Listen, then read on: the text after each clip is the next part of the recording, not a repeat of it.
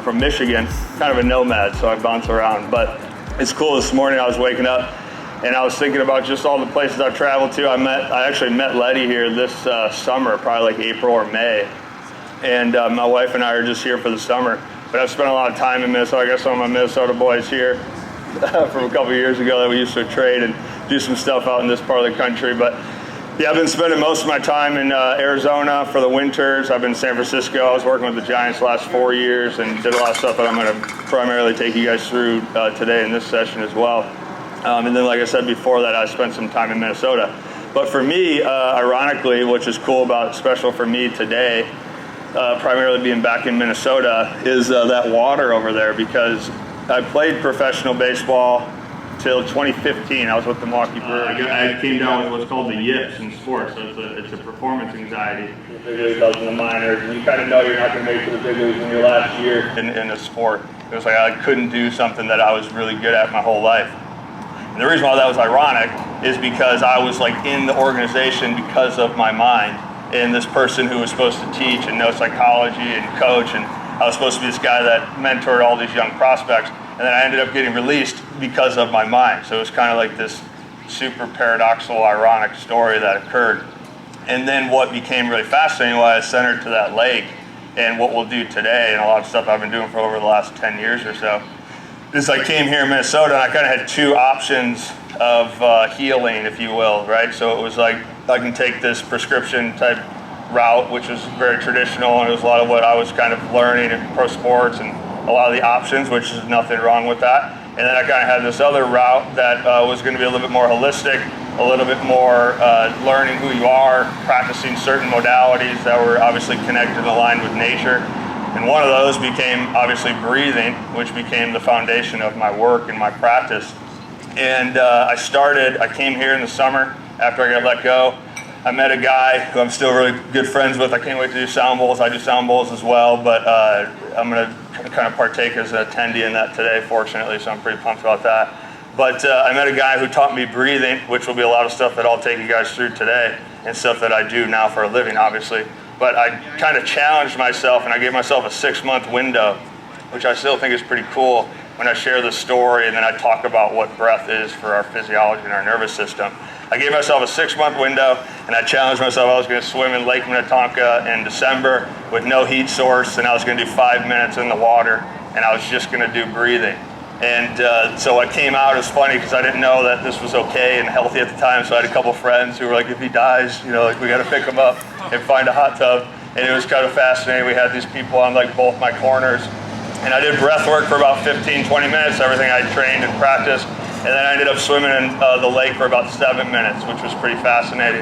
And I didn't know, I just wasn't really counting. I just was like swimming, and when I felt like I was good and I wanted to get out, I got out. Then what was the crazy part was after that, is that I was capable of sitting on the shoreline with no sauna, no hot tub, and I was able to breathe and keep myself with just shorts on in the middle of the winter, and I was able to bring myself back. And I was able to handle the shivering, I was able to handle my circulation, my breathing was under control. And then it was like, okay, what was that? What am I doing? This is really fascinating. So I just pot committed, went all in on trying to understand what that feeling was. I didn't know what this was at the time. I didn't know certain words that I can throw out now in an academic sense, but at the time it was just like, what is that feeling? That made a lot of sense to me, felt very present. I'm going to do that now for, I didn't know, a living. It was just more like, I was a minor league baseball player, so I was broke, had no options. It was like, this seems rational. so I did that, and it was cool because what I learned about psychology that I learned in my academic setting and as a former pro baseball player is that the way we think is actually a byproduct of the way that we feel. And I carry that philosophy to this day. So that's been about a 10-year pursuit of having that perspective as health, meaning our minds are a byproduct of our biology.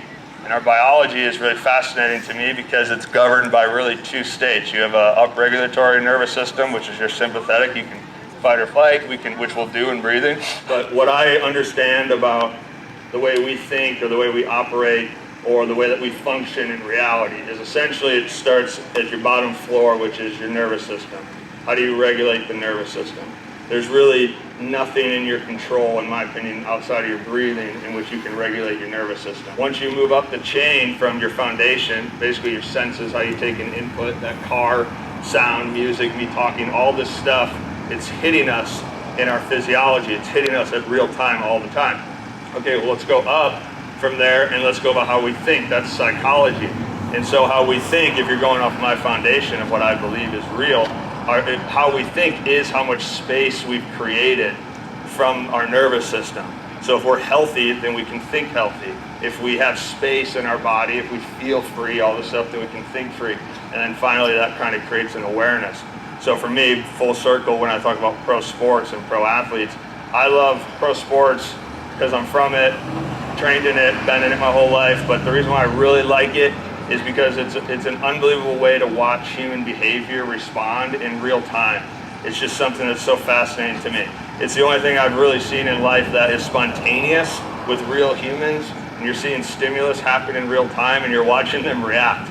And so when you watch them react, something that I try to do for a living is, instead of being reactive or emotional or irrational, I try to help them be responsive and rational and logical.